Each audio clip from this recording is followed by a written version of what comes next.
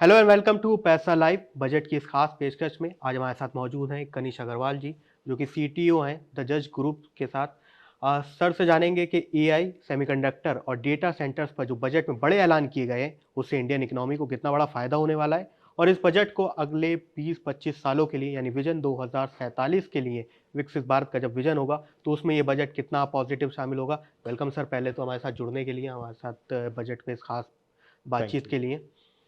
Sir ये बताइए कि 2047 विकसित भारत का जो विजन भारत सरकार का है, उसके लिए ये बजट कितना महत्वपूर्ण है? खासकर एआई, सेमीकंडक्टर और डेटा सेंटर्स के लिए जो बड़े ऐलान किए गए हैं इसमें। देखिए, एआई के लिए सबसे ज़्यादा जो ज़रूरत थी वो कंप्यूट की ज़रूरत थी। भई हमारे पास इंडिया के पास टैलेंट की कोई कमी नहीं है, लेकिन स्किल डेवलपमेंट है, कंप्यूट है, वहाँ पर एक बहुत ज़्यादा काम करने की आवश्यकता थी। तो सरकार ने इस बजट में अच्छे ऐलान किए हैं। इसमें ऐलान किया है इन्होंने कि भई जो मिशन है उसको और आगे लेके जाएँगे, कंप्यूट साइड में उसको डेटा सेंटर्स को और एस्टैब्लिश कर रहे हैं। एक सेंट्रलाइज़्ड डिजिटल कंप्यूट नेटवर्क बना रहे हैं।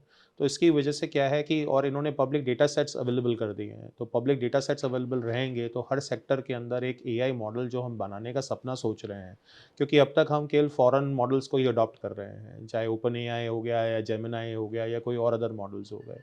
बट अब हम इंडिपेंडेंट बन सकते हैं। हम इंडिया के अंदर अगर हमारे पास पब्लिक डेटा सेट्स होंगे तो हम यहाँ पे यूनिक मॉडल्स को बिल्ड कर सकते हैं, डेवलप कर सकते हैं। एआई के बारे में जब भी बोला जाता है कि जब दुनिया में अब वर्ल्ड स्ट्रक्चर बदल रहा है, रीऑर्डरिंग हो रही है, तो लेवल प्लेइंग फील्ड के तौर पर एआई का रोल इस वक्त डेवलपमेंट के लिए कितना अहम रहने वाला है, कम से कम 21वीं सदी के इस वाले फेस में? आई थिंक बहुत ज़रूरत है इसके अंदर लेवल फील्ड बनाने के लिए। हमारा खुद का मॉडल जो लाने का जो सपना है हमारा, जो पिछले साल हमने अनाउंस किया गवर्नमेंट ने, अश्विनी वैष्णव जी ने, आई थिंक वो बहुत ज़रूरी है, क्योंकि अगर आप देखें इतने सारे एआई मॉडल्स ऑलरेडी एग्जिस्ट करते हैं सिस्टम के अंदर, और हर यूज़र जो है इंडिया का वो यूटिलाइज़ कर रहा है, उसको मॉडल को इस्तेमाल कर रहा है, उसके ऊपर डेटा अपना डाल रहा है, अपनी फ़ोटो डाल रहा है, सब डाल रहा है। तो सॉवरेनिटी के अंदर उसकी एक दिक्कत क्रिएट होती है, सिक्योरिटी में भी इशू आता है। तो अगर हम खुद के मॉडल्स क्रिएट करते हैं और यूज़र फ्रेंडली मॉडल्स को क्रिएट करते हैं, तो वो एक वेलकम इनिशिएटिव है गवर्नमेंट का, क्योंकि उसकी वजह से क्या होगा कि एक तो एक्सेसिबिलिटी बढ़ेगी, प्लस हमारी कल्चर डाइवर्सिटी और लैंग्वेज डाइवर्सिटी इतनी बड़ी है, तो अगर हम उसके ऊपर भी मॉडल्स को बना पाएँ, ताकि लोग उसको समझ समझ पाएँ। एक आम इंसान जो किसान है या युवा है जो आज का, जो इतना नहीं समझता, उसको इन्फॉर्मेशन इतनी नहीं मिलती, सोशल मीडिया के थ्रू ज़्यादा मिलती है। लेकिन अगर उसको एक मॉडल मिल जाए जिसपे वो बात कर सकता है, समझ सकता है और अपने क्षेत्र के बारे में जानकारी जान सकता है, तो वो उसमें हेल्प होगी उसकी। तो इसके अंदर एक इंडिपेंडेंस बनाना एक बहुत ज़रूरत है। यूएस और चाइना बाकी इकोसिस्टम में ऑलरेडी बहुत आगे हैं, क्योंकि वो 2 से 3% अपनी जीडीपी का इन्वेस्टमेंट करते हैं इनोवेशन के अंदर, आर-एन-डी के अंदर, जहाँ हमारा बजट जो होता है वो केवल 0.7% ही कंट्रीब्यूट करता है रिसर्च एंड डेवलपमेंट में या इनोवेशन में। बट इस बार के बजट में काफ़ी उस पे ज़ोर दिया गया है कि हम आर-एन-डी के अंदर, इनोवेशन के अंदर काफ़ी इन्वेस्टमेंट करेंगे। तो आई थिंक एआई के अंदर इसका बहुत अच्छा वेलकम होगा। इस बजट में सेमीकंडक्टर के लिए एक बहुत बड़े प्लान की बात की गई है, 40,000 करोड़ का अलॉटमेंट की बात की गई है। अब मैन्युफैक्चरिंग सेक्टर में अगर इंडिया को आगे बढ़ना है, तो उसमें इनपुट कॉस्ट के तौर पर सेमीकंडक्टर बहुत बड़ी इंडस्ट्री है। अब सरकार ने जो अनाउंसमेंट किए हैं, वो कितने आगे जाकर बेहतर सरकार के लिए हो सकते हैं, मैन्युफैक्चरिंग सेक्टर के लिए हो सकते हैं, वो भी ऐसे समय में जब ये इंडस्ट्री बहुत हद तक कुछ ही कंट्रीज़ के कंट्रोल में है। तो उस कंट्रोल से बाहर निकल कर हमारी इंडस्ट्री के लिए कितना बेहतर होगा? देखिए, बजट जो आया उससे मैं काफ़ी खुश हूँ, अगर सेमीकंडक्टर की एरिया की बात करें और मैन्युफैक्चरिंग सेक्टर की बात करें, क्योंकि आज सुबह मैं चिंता व्यक्त कर रहा था कि अगर हम हमारी मैन्युफैक्चरिंग की बात करें तो जो वियतनाम है, जो एक छोटी सी कंट्री है, उसका जो एक्सपोर्ट है वो बहुत अच्छा है। और हमारी अभी ईयू से हमने ट्रेड करी है और उनसे, तो ये जो ट्रेड्स हमारी हो रही हैं वो इट्स नॉट अबाउट टैरिफ, मतलब ये है कि आपके ऊपर कि कार्बन इमिशन का कितना है, आप कितना प्रिपेयर्ड हैं ईएसजी कंप्लायंसेस के अनुसार, और आप क्या कर सकते हैं। तो सेमीकंडक्टर के अंदर देखिए आईएसएम 1.0 पॉलिसी ऑलरेडी थी, गवर्नमेंट ने बहुत अच्छी पीएलआई और डीएलआई स्कीम्स ऑलरेडी दे रखी थी। बट इसके अंदर अब एक नया फ्रेमवर्क लेकर आए हैं आईएसएम 2.0। इसके अंदर जो रेयर मिनरल्स हैं जो कि रिक्वायर होते हैं सेमीकंडक्टर मैन्युफैक्चरिंग की, तो गवर्नमेंट ने इस बार फोकस किया है कि पूरी वैल्यू चेन को हम बिल्ड करें, पूरे वैल्यू चेन के अंदर हम उसको पार्टिसिपेट करें, डिज़ाइन से लेके, कोर मिनरल से लेके, मैन्युफैक्चरिंग से लेके, और केवल फैब्रिकेशन तक हम लिमिट नहीं रह जाएँ। और इसके अंदर जो उन्होंने इंसेंटिव्स दिए हैं सरकार ने, वो बहुत अच्छे इंसेंटिव्स दे रही है। और उसके अंदर इन्होंने जो कॉरिडोर शुरू किया है तमिलनाडु के अंदर, एपी के अंदर, केरला के अंदर, ये रेयर मिनरल्स का जो कॉरिडोर इन्होंने शुरू किया है, ये भी इकोसिस्टम को बिल्ड करेगा, पूरे वैल्यू चेन को क्रिएट करेगा ओवर द ईयर्स। सर हमने 1990s में 1980s में देखा तो इंडियन आईटी सेक्टर ने बहुत बूम किया। तो वो एक बहुत बड़ा एम्प्लॉयमेंट जनरेशन सेक्टर बना, करीब 60 लाख लोग अभी भी उसमें एम्प्लॉयमेंट हैं। लेकिन अब एआई की वजह से उसमें जॉब स्विच हो रही हैं, बीपीओ करियर्स जो हैं वो अब ख़त्म किए जा रहे हैं, कई एंट्री लेवल जॉब्स को ख़त्म किया जा रहा है।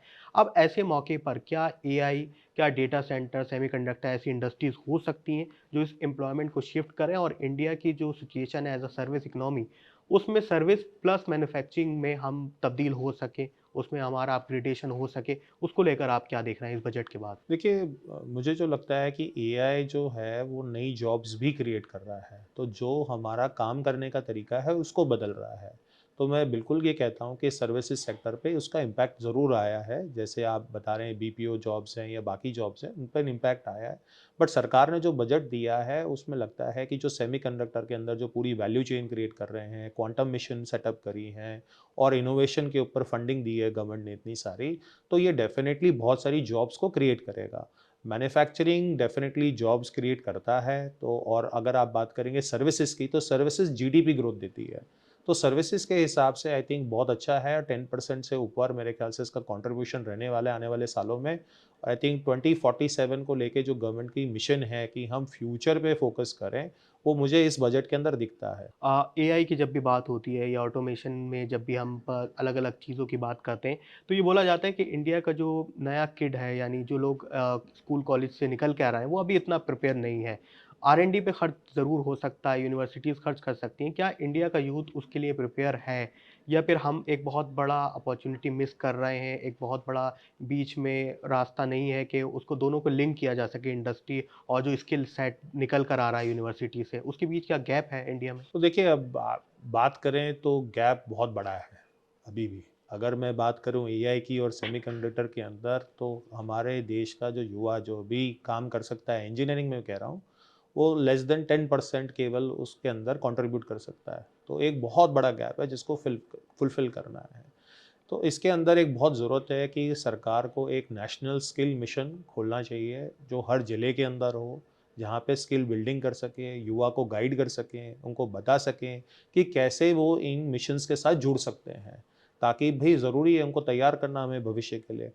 दूसरी बात है कि सरकार ने इस बजट में कुछ चीज़ों का ध्यान रखा है, ताकि भई महिलाओं को और उनको लेके आएँ। जैसे उन्होंने हर ज़िले में गर्ल्स हॉस्टल खोलने की बात करी है, तो उससे थोड़ी इंक्लूसिविटी आएगी, स्किल बिल्डिंग पे भी उन्होंने थोड़ा-सा फ़ोकस दिया है इस बजट के अंदर। तो मुझे लगता है कि सरकार का सही डायरेक्शन में कदम है, लेकिन इस पे और काम करने की आवश्यकता है। खासकर सोशल सिक्योरिटी पे तो बहुत बड़ा ऐलान किया गया है। जब भी हम एआई की बात करते हैं या दूसरी और इंडस्ट्रीज़ की बात करते हैं, तो हमने देखा एक रीजनल इंटीग्रेशन इंडिया में किया जा रहा है। डेटा सेंटर्स अगर उन राज्यों में भी, उन स्टेट्स में भी खोले जाएँगे, जहाँ पर अभी तक इंडस्ट्रीज़ नहीं है। तो जो कंसंट्रेशन ऑफ इंडस्ट्रीज़ इंडिया में है, जिसकी वजह से रूरल एरियाज़ का या कुछ एरियाज़ का डेवलपमेंट अभी तक रुका हुआ है, उसमें डेटा सेंटर्स कैसे हमारी ये गैप को ब्रिज कर सकते हैं? कुछ इन जहाँ पर कुछ इंडस्ट्रीज़ में बहुत इंडस्ट्रीज़ हैं, कुछ स्टेट्स में काफ़ी इंडस्ट्रीज़ हैं, वो क्लस्टर कैसे मैनेज हो सकता है? देखिए, यहाँ पे है ना थोड़ा-सा रिस्की है, क्योंकि मैं देखता हूँ कि देखिए सरकार ने योजना बना दी, सरकार ने बजट एलोकेट कर दिया, बट उसका एग्ज़ीक्यूशन ग्राउंड लेवल पे कितनी जल्दी से होता है, कितनी तेज़ी से होता है ना, ये तय करेगा। दूसरा जब बात आती है स्टेट लेवल पे, तो स्टेट लेवल पे क्या होता है, पॉलिटिक्स भी इन्वॉल्व हो जाती है। तो हर स्टेट पे हमारा एग्ज़ीक्यूशन क्या उसी स्पीड से हो पाएगा या नहीं हो पाएगा, ये आने वाला समय तय करेगा। तो ये एक गैप बड़ा आ सकता है। बट अगर बात करते हैं जॉब क्रिएशन की, तो आप एक डेटा सेंटर खोलते हैं तो ऑब्वियसली इलेक्ट्रिसिटी है, उसके लिए आपको रिसोर्सेज चाहिए होंगे, आपको नेचुरल रिसोर्सेज चाहिए होंगे ताकि आप उसको फ्यूल कर पाएँ from an energy perspective. But from job creation perspective obviously एक डेटा सेंटर को मैनेज करने के लिए आपको एक बड़ी वर्कफोर्स चाहिए, जो आपको हर लेवल पे चाहिए।